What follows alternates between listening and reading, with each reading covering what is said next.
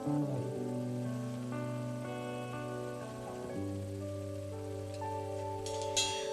saan hinanap ang sarili, pinipilit na punan ng bawat pagkakamali. Para saan nga ba tong hangarin?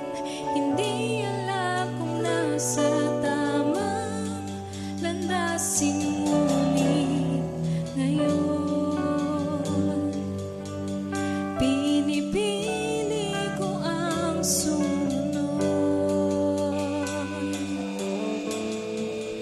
Tatalikuran ang kasalanan, paghahariin ang iyong kalooban, magpapasako sa iyong kapangyarihan, magpapatuloy sa iyong kapurihan, O Jesus, O Jesus.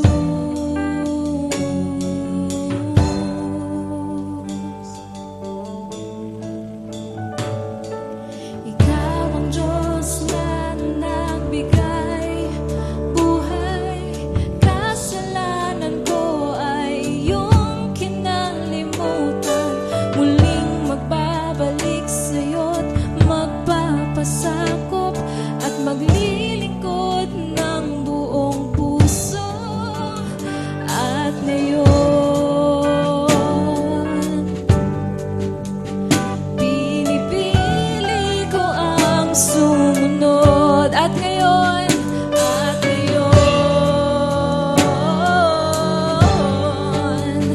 pinipili ko ang sumunod.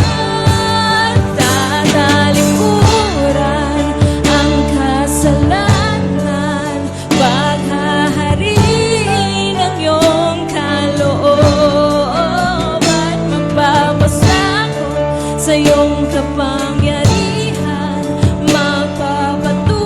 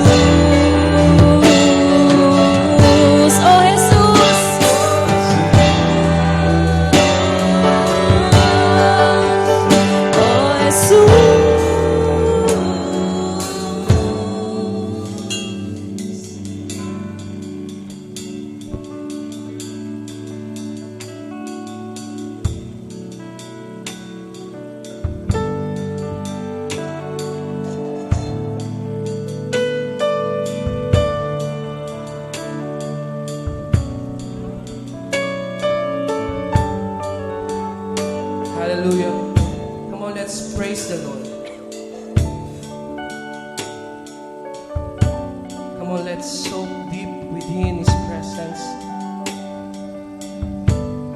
Yes, Lord. Tatalikuran, Panginoon. Magpapasakop, Panginoon. Magpapatuloy, Panginoon, sa'yo. Before we pray, let me share to you Jeremiah 29 verse 11. For I know the plans I have for you, plan to prosper you, not to harm you. Plans to give you hope and a future. You know, sa book ng Jeremiah, nung nagpa-prophecy si Jeremiah sa mga tao noon sa Israelites, sinasabi niya yung mga distractions that will happen to the Israelites because of their unbelief, because of their adulteries. Meron sila ibang Diyos laging pinipili bukod sa Panginoon. Hindi sila nakinig kay Jeremiah for a long time. God was speaking to Jeremiah, turn from your wicked ways, listen to me, get back to me. Manumbalik ka sa akin, isuko mo yung buhay mo. Repent for your sins, come back to me. And then they are not listening. They are not listening. And what good is this? Kahit hindi sila nakikinig, sabi ng Panginoon, sige, Jeremiah, mangaral ka pa rin ng pag-asa sa kanila. Ipahayag uli ang pag-asa na darating araw, babalik kayo uli dito sa lupang ito. Pagkatapos ko kayong bigyan ng pagkakataon na maging alipin sa ibang lugar, ibabalik ko kayo uli. You know, when you understand the message of the Lord, it is Jeremiah proclaiming the message of the Lord to the people, gaya natin ngayon. Anak, alam kong naghihirap ka. Minsan kasalanan mo kasi, kaya nangyayari yan. And I have to punish you because I love you. I have to do this because I love you. But remember, my plan is not to harm you, but to prosper you. God, bring back the Israelite. You know, alam niyo ba, bago pa niya binalik ang Israelita, habang nangangaral si Jeremiah ng mga distractions sa Israelita, God is also proclaiming blessings. Kasabay ng pangangaral niya ng distraction, inaalala ng God yung gagawin ng Diyos sa kanila. And it's the same with us. The plan of the Lord for us is to prosper. Yet God is asking one thing. Will you choose me again? Will you turn from your wicked ways? Will you let my will be done in your life? And if that is you, let us sing a song again. Sabi doon, ngunit ngayon. Come on, TJ, pahal po. Pinipili ko ang sumunod. Come on, church. Ngunit ngayon.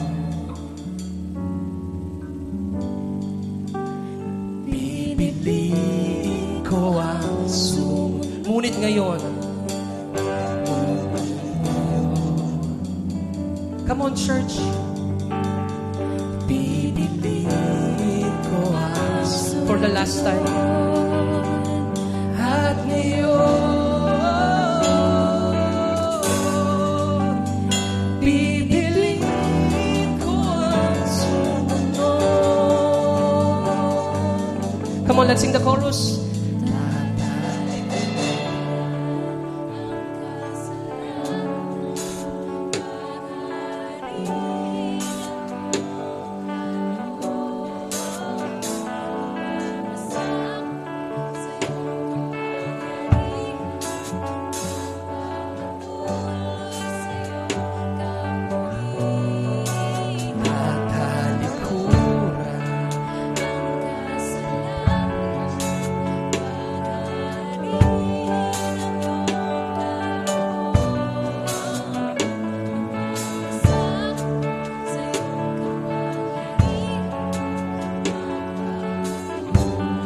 Sabi sa bridge, naririto ang iyong lingkod.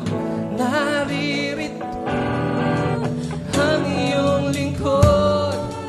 Nakikinig. Sino rito ang mga lingkod ng Diyos? As we continue to praise and worship the Lord, hinahanap ng Diyos yung mga tunay na sasamba sa Kanya in spirit and truth. kapatid, hinahanap ng Diyos na tunay na maglilingkod sa Kanya. Awitin mo to ng buong puso. Nakikinig at handang sumunod. Naririnig ang iyong lingkod. Nakikinig at handang Naririto ang Diyos. naririnig ang iyong lingkod. Narito kami. Nakikinig at handang sumunod. Itataas ang kamay. Itataas ang kamay. Bibitawan ang lahat, Panginoon, ika'y sapat. Itataas ang kamay. Bibitawan ang lahat, Panginoon, ika'y sapat. Itataas ang kamay. Bibitawan ang lahat,